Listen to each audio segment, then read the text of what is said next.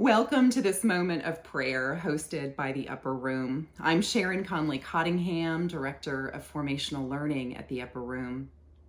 And wherever and whenever we gather, we come together to pray with and on behalf of the world. As staff of the Upper Room and partners with you in this journey, we're really honored to have this time to pray with you. As we begin, I'm going to invite you to take some deep breaths, and as you breathe in, to breathe in the love of God, and as you breathe out, to let go of anything that does not serve you. Please breathe together with me.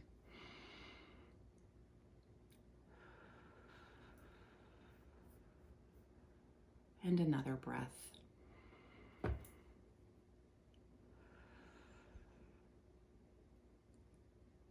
New every morning is your love, great God of light, and all day long you are working for good in the world. Stir up in us desire to serve you, to live peacefully with our neighbors and all your creation, and to devote each day to your Son, our Savior, Jesus Christ. I'm going to read today a Psalm of David. And this is one from a time when David was in the Judean desert. I'll read from the Common English Bible, and this is Psalm 63. My God, it's you. I search for you. My whole being thirsts for you. My body desires you in a dry and tired land. No water anywhere. Yes, I've seen you in the sanctuary. I've seen your power. I've seen your glory. My lips praise you because your faithful love is better than life. So I will bless you as long as I am alive. I will lift up my hands in your name. I'm fully satisfied as with a rich dinner. My mouth speaks praise with joy on my lips. Whenever I ponder you on my bed, whenever I meditate on you in the middle of the night, because you've been a help to me, I shout for joy in the protection of your wings. My whole being clings to you. Your strong hand upholds me. But what about those people who want to destroy me? Well, let them go to the bowels of the earth. Let their blood flow by the sword, and let them be food for wild jackals. But the king should rejoice in God. The one who swears by God should give praise when the mouths of the liars are shut for good. And that is the word of the Lord. I have a few thoughts I'd like to share with you about that psalm, Psalm 63. First, it is so good of you to be here today, joining us in this moment of prayer. Advent is just a few days away, the season in which we acknowledge the wait. We're all waiting. We're all waiting for something. What is it that you are waiting for? Are you waiting to connect with your young adult children who it seems will never text you, no less come home for dinner? Are you waiting to find work?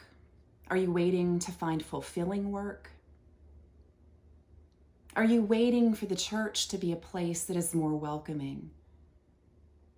Are you waiting for your friend who's been hospitalized to come home healthy? Are you waiting to experience just one day free of anxiety? Are you waiting for the world to be made right, for justice to prevail, for the liberator to come?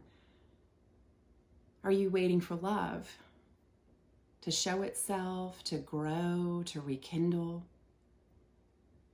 All of us, we are all waiting. We're waiting for a wide variety of things.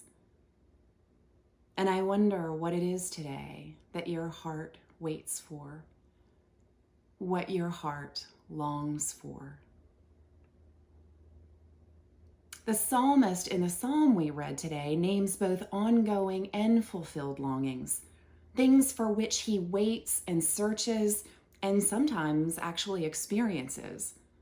God, David says, my whole being thirsts for you.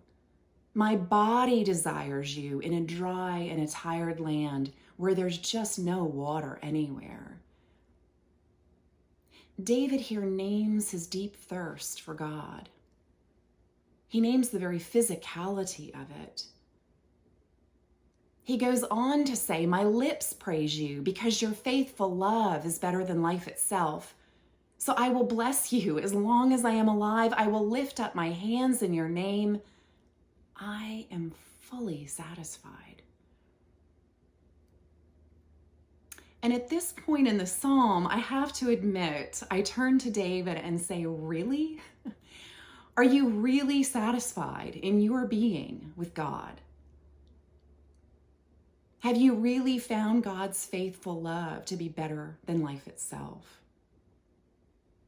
And this is about where I wish I could take David out for that rich dinner that he refers to and ask him, what exactly did you mean here? What was this experience of God like for you? Personally and admittedly, I am much more able to relate to David's comments at the close of his psalm, the comments that seem to take a harsh and disorienting turn from this expression of love for God. He rails against the people that he doesn't like, and he offers these harsh words for them. What about those people who want to destroy me? Well, let them go to the bowels of the earth. Let their blood flow by the sword. Let them be food for wild animals. I resonate pretty strongly with David's agitation and disdain for his enemies. I get it. People have done awful things to me. I have done awful things. People have done cruel and unjust things to one another. But admittedly, in this psalm, I find myself more compelled by David's expression of longing than by the disdain expressed for his enemies. God, my God, it's you. I search for you. I resonate with that searching, that longing, that waiting for God. And I wonder if you do too. Do you resonate with that want to know God in ways that undo us, that take us from our normal worry and ruminating and expand our minds and hearts with a vision of the beauty and the creativity that is our God? I had a conversation with a friend the other day who's recently retired from vocational ministry. This person shared that they had high hopes that retirement would bring a whole new interest away from theology and away from pastoral ministry. But the longing for God, to know God and to converse with those who know God, remained the strongest of the longings. My God, it's you. I search for you. Friends, we are in a tumultuous season of waiting in these days. We are waiting on the global scale for COVID to be a conversation of the past, waiting for a world of brutalizing racial injustice to be made right, waiting for wars to cease, for peace to reign, waiting to see what will happen with the planet that we inhabit. And on a personal level, we're waiting to see if our holiday plans will come to be, if that head cold is COVID, if our child has been bullied at school again today. But could it be that we are all really waiting and longing for the same thing? Could it be that we are all waiting for the presence of God that slakes our thirst? The God who liberates, the God who makes things right. I want to welcome you today to take note of your waiting. How does waiting feel in your body? Does it lodge anywhere specifically, like your throat or your lower back or your stomach? And what is your response to the waiting? Do you tap your foot, grab for your phone, lean in on the car horn, get to fighting harder? Next time that you are aware of your waiting, I invite you to pause, to take a breath, and welcome the psalmist David in for conversation. Tell me, David, about your longing for God. Tell me about your claim that God's love is better than life itself. Help me to get in touch with my own longing for the God who alone can leave me fully satisfied. Amen.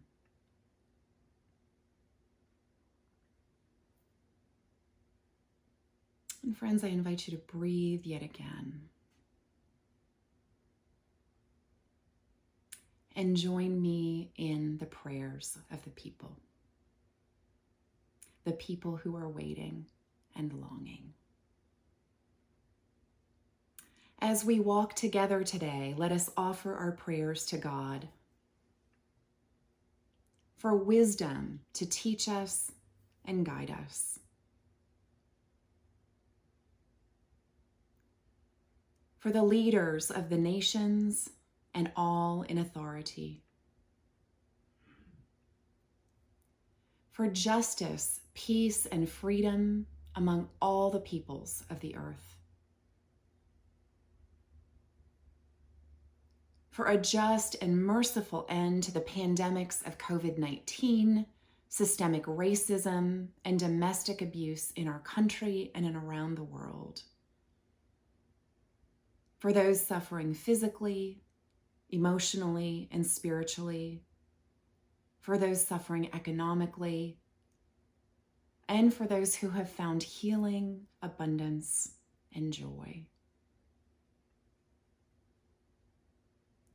For those feeling lost and alone, and for those who create community and sustain vital friendships. For those who are mourning the death of loved ones, the death of hope. For those just being born, for new love, for the birth of dreams. As we join our voices with all the saints and angels of God, let us offer ourselves and one another to the living God through Christ. And I invite you to pray along with me in the way that Jesus taught us to pray, and welcome you to adapt this to the language of your choice. Our Father in heaven, hallowed be your name. Your kingdom come, your will be done on earth as in heaven. Give us today our daily bread. Forgive us our sins as we forgive those who sin against us.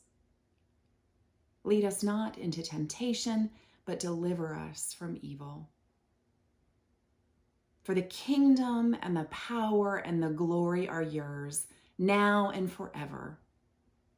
Amen. Friends, thank you for joining us today. Always remember that you are beloved and you are not alone. Go in peace.